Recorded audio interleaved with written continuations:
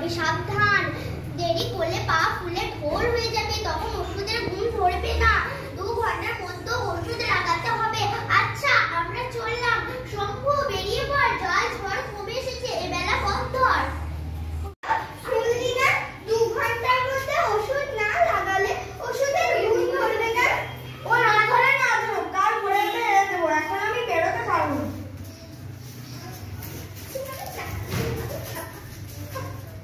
নমস্কার বলো। নমস্কার।